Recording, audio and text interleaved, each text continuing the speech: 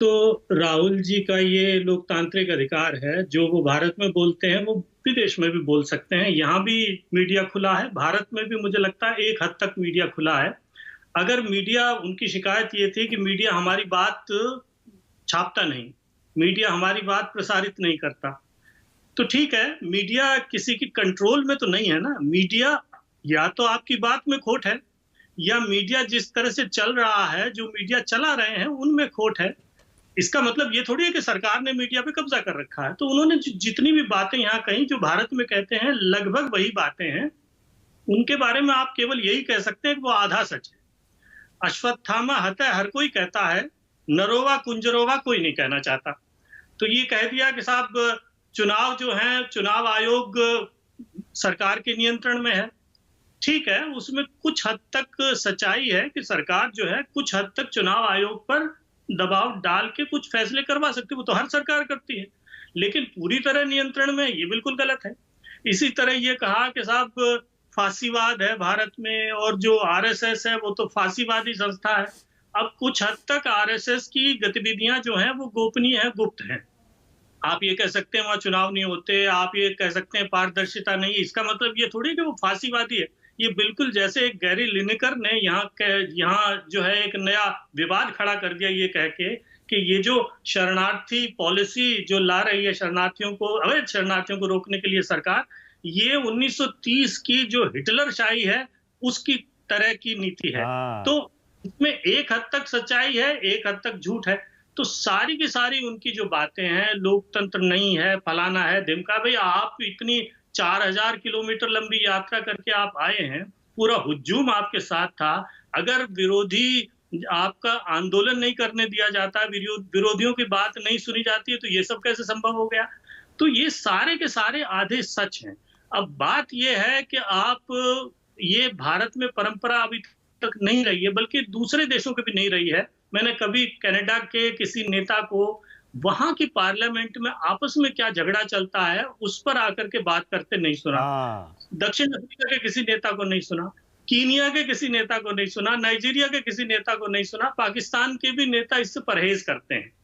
भारत में परंपरा शुरू हो गई है कि खुद प्रधानमंत्री मोदी भी आते हैं तो वो इतिहास की आलोचना करते हैं। वो ठीक है, विपक्ष की तो आलोचना नहीं करेंगे, लेकिन इतिहास की आलोचना करते हैं। और अब विपक्षी नेताओं ने आकर के जो छोटी छोटी बातें हैं उनको यहाँ उठाना करना शुरू किया। ये बात मैं सही कर दूं कि उन्होंने ये नहीं कहा कि मुझे विदेश से मदद चाहिए, क्योंकि उनसे ये पॉइंटेड सवाल पूछा गया था कि ये बताइए आप ये सारी समस्याएं गिना रहे हैं, तो इसमें हम लोग क्या करें? तो उनका कहना ये था कि देखिए ये हमारा आंतरिक मामला है, हम खुद इसको हल करेंगे। लेकिन उन्होंने ये जरूर कहा कि अमेरिका और ब्रिटेन चुप है, हाँ। क्योंकि दुनिया का सबसे बड़ा लोकतंत्र जो है वो खतरे में है। उनकी दलील ये थी कि अगर पूरी लोकतांत्रिक दुनिया की गिनती आप करें तो 60% जो लोकतांत्रिक दुनिया है वो भारत में है।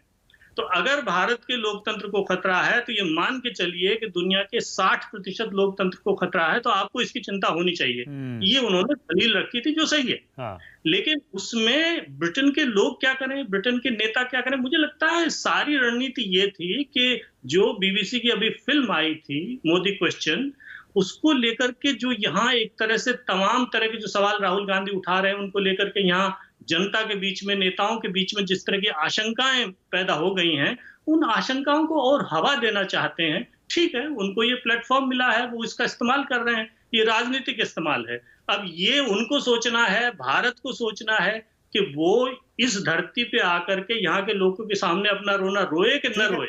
ठीक है, सही है। इसमें न यहाँ के देश कुछ कर सकते हैं, ना आप कुछ कर सकते हैं, ना हम कुछ कर सकते हैं। ये उनका लोकतांत्रिक अधिकार है, परंपरा की बात है। परंपरा सही है गलत है, इस पे आप बहस कर सकते हैं। ठीक है, बिल्कुल। और एक छोटा सा कमेंट शिवकांत जी, आज की संसद की प्रोसीडिंग पर भी करिए।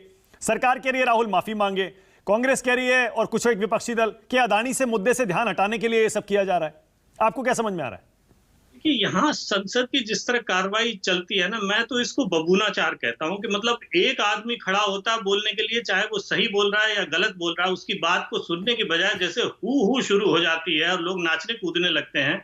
ऐसा किसी बड़े सभ्य देश की संसद में मैंने होते हुए नहीं देखा, और कम से कम ब्रिटेन में तो कतई नहीं होता है।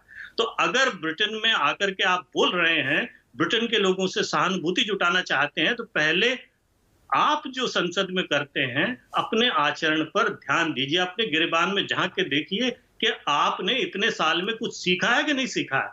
जो कुछ थोड़ी बहुत परंपरा बची थी, जो शर्म बची थी, वो गायब हो गई है। अब तो ये है कि या तो मेरी सुनो, नहीं तो मैं किसी की नहीं सुनने दूंगा। तो ये माई वे और हाई वे, यही तो है तानाशाही। आप ये कह रहे हैं कि हमें बोलने नहीं दिया जा रहा, हमारा माइक बंद कर दिया जा रहा। जब आप हा करके चिल्लाएंगे, अगर किसी की बोलने की बारी है, उसमें अगर माइक बंद, मुझे लगता है माइक बंद किया जाता है कभी कभी, तो अगर बंद किया जाता है हो हल्ले को कम करने के लिए, तो उसकी एक अपनी वजह है।